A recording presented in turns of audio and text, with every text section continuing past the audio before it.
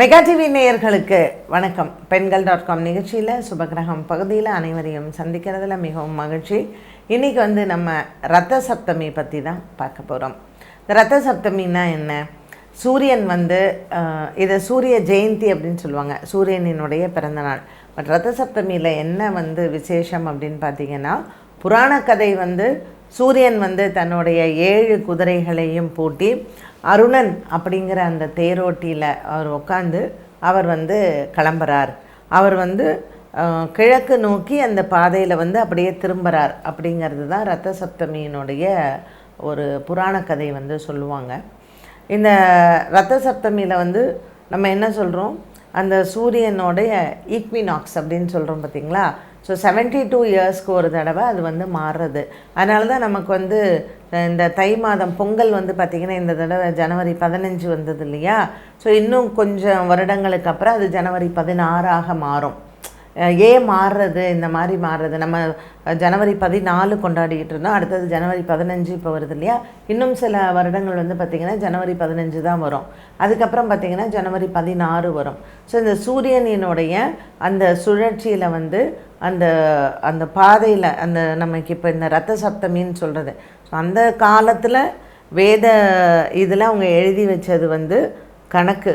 இந்த மாதிரி சூரியன் இத்தனை வருட காலத்திற்கு பிறகு அவரினுடைய பாதையில் அந்த இது மாறும், அந்த ஆக்சஸ் மாறும் அப்படிங்கிறதையும் நம்மளுடைய முன்னோர்கள் எழுதி வச்சுருக்காங்க. ஸோ அதையே விஞ்ஞானிகள் என்ன சொல்லுவாங்கன்னா, இந்த எவ்ரி 72 இயர்ஸ் சூரியனினுடைய அந்த ஆக்சஸ் மாறும் அப்படிங்கிறது அவங்களுடைய கணிப்பில் சொல்கிறது.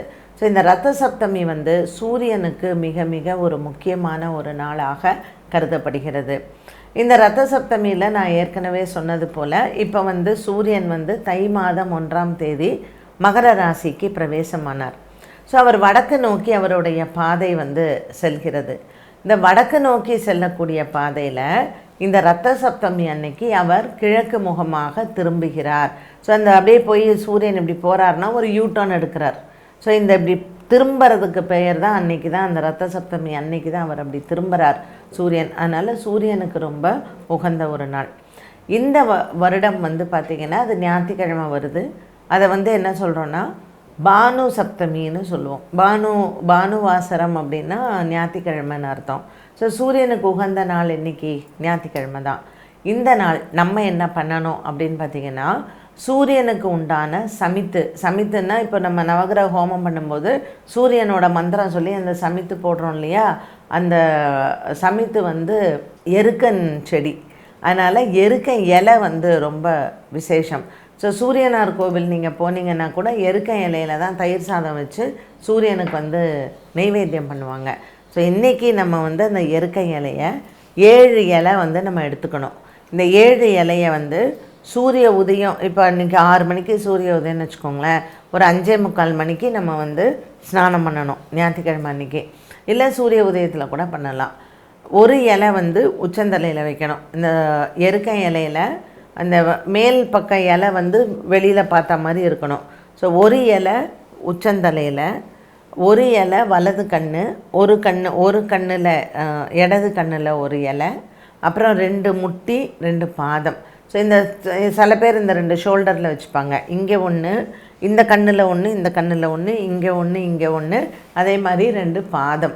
இந்த 7 இலையும் இந்த மாதிரி தான் நம்ம வச்சுட்டு நம்ம அன்றைக்கி ஸ்நானம் பண்ணணும். அந்த அதாவது கிழக்கு முகமாக நின்று சூரியனினுடைய மந்திரத்தை சொல்லி, நீங்கள் சூரியனோட காயத்ரி கூட சொல்லலாம். இந்த சூரியனினுடைய மந்திரத்தை ஜெபித்து சூரிய பகவானை வணங்கி நம்ம அன்றைய நாளில் ஸ்நானம் எடுத்துக்கணும். அந்த மாதிரி எடுத்துக்கிட்டால் நமக்கு நோய் இருக்காது. இப்போ சூரியன் பார்த்திங்கன்னா கண் சம்மந்தப்பட்ட நோய்க்கு காரணக்கர்த்தாவாக இருக்கிறார்.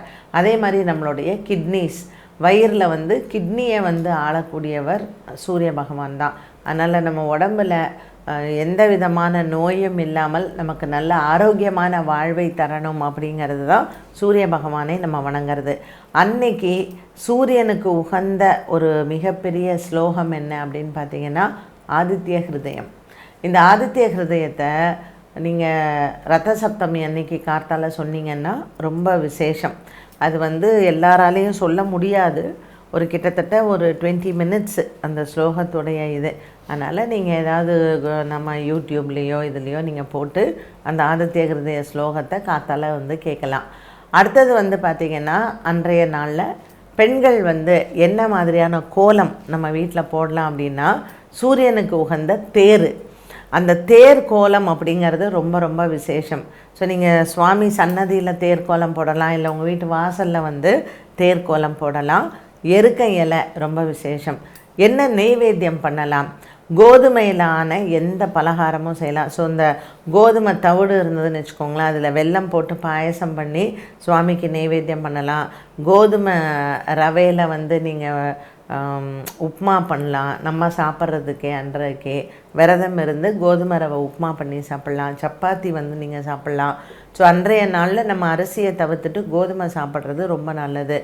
சுவாமிக்கு வந்து நெய்வேத்தியம் பண்ணும்போது எருக்க இலையில் தயிர் சாதம் வச்சு நெய்வேத்தியம் பண்ணுறது சூரிய பகவானுக்கு ரொம்ப விசேஷம். அப்புறம் அந்த சாதத்தை வந்து நீங்கள் காகத்துக்கோ அல்லது பசுமாட்டுக்கோ அதை நீங்கள் வந்து அந்த சாதத்தை வந்து நீங்கள் கொடுத்துடலாம். நமக்கு கோதுமை ரவையில் நம்ம பண்ணுறோம் இல்லையா, இந்த பாயசம் இந்த இதெல்லாம், அது நம்ம நெய்வேத்தியம் பண்ணிவிட்டு நம்ம சாப்பிட்லாம். மாட்டுக்கு அன்றைக்கி வந்து நீங்கள் கொடுக்கணுன்னா கோதுமை வந்து தானமாக கொடுக்கலாம். இந்த சம்பா கோதுமை இருக்குது இல்லைங்களா, அது முழு கோதுமை, அது வந்து மாட்டுக்கு அன்றைய நாளில் நம்ம வந்து தானமாக கொடுக்கலாம் உணவு. ஸோ இந்த ரத்த சப்தமி வந்து வருடத்திற்கு ஒரு முறை வரும். அதுவும் எப்பொழுதுமே தை மாதம் அமாவாசைக்கு அடுத்த 7வது நாள் ரத்த சப்தமி வரும். ஸோ இந்த வருடத்தில் இந்த தை மாதத்தில் வந்து இந்த ரத்த சப்தமி வந்து உலகத்திற்கு சூரிய பகவான் எந்த விதமான ஒரு தீங்கும் இல்லாமல் எல்லா ஜீவராசிகளுக்கும், ஏன்னா சூரியன் தான் உயிர் கொடுக்குறவர், ஸோ எல்லா ஜீவராசிகளுக்கும் சூரியனினுடைய அனுகிரகம் இல்லைன்னா அது ஒன்றுமே கிடையாது. அதனால் அவரை அன்றைய நாளில் நம்ம வணங்குறது ரொம்ப விசேஷம்.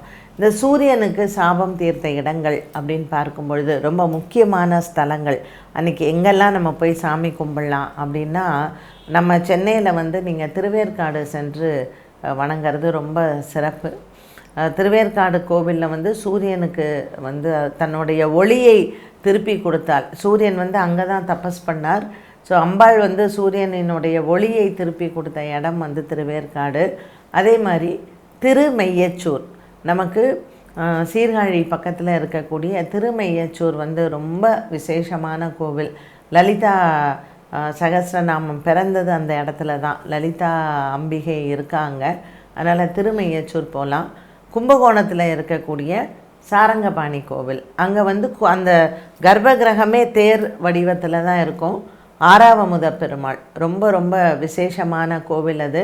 உத்தராயண புண்ணிய காலம், தட்சிணாயன புண்ணிய காலம்னு 2 கதவு இருக்குது அந்த கோவிலில். ஸோ தை மாதம் 1ஆம் தேதி நமக்கு உத்தராயண புண்ணிய காலத்தில் அந்த கதவு வாசல் வழியாகத்தான் பெருமாள் வந்து வருவார். 6 மாத காலம் இந்த பக்கமும் 6 மாத காலம் அந்த பக்கமும் இருக்கும். ஸோ இந்த கோவில் வந்து கும்பகோணத்தில் சாரங்கபாணி கோவில் ரொம்ப விசேஷம். பெருமாளினுடைய சன்னதியே வந்து பார்த்திங்கன்னா கர்ப்பகிரகமே தேர் வடிவில் தான் இருக்கும். ஸோ அதை வந்து பாஸ்கர க்ஷேத்திரம் அப்படின்னு சொல்லுவாங்க. ஸோ கும்பகோணத்தில் வந்து உலகம் சிருஷ்டியானதே அந்த கும்பகோணத்தில் இருக்கக்கூடிய அந்த காவேரி மண் எடுத்து தான் பிரம்மாவே வந்து உலகத்தை சிருஷ்டி பண்ணார். ஸோ சூரியனார் கோவிலும் அங்கே தான் நமக்கு இருக்குது. ஸோ நீங்கள் சூரியனார் கோயில் போகலாம், கும்பகோணத்தில் இருக்கக்கூடிய இந்த சாரங்கபாணி கோயில் போகலாம், திருமெய்யச்சூர் போகலாம். இப்படி சூரியனுக்கு உண்டான கோவில்கள் எங்கே வேணாலும் போகலாம். நம்மளால் இந்த கோயில்கள்லாம் போக முடியலன்னா உங்கள் ஊரில் இருக்கக்கூடிய சிவன் கோவிலில் நவகிரகத்தில் இருக்கக்கூடிய சூரியனுக்கு அன்னைக்கு காலையில் கிழக்கு முகமாக விளக்கேற்றுங்க. செம்பருத்தி செடி உங்கள் வீட்டில் இருந்ததுன்னா செம்பருத்தி செடி பூவை எடுத்து அந்த விளக்குக்கு வந்து வச்சு சூரிய பகவானை வணங்குங்க. ஸோ சூரியன் வந்து உலகத்திற்கே வெளிச்சம் தரவர், அவரை எங்கேருந்து வேணாலும் நம்ம வணங்கலாம். சூரிய காயத்ரியை அன்றைய நாளில் உச்சரிக்கலாம். அதே போல் ஆதித்ய ஹிருதயம் மறவாமல் படிக்கலாம்.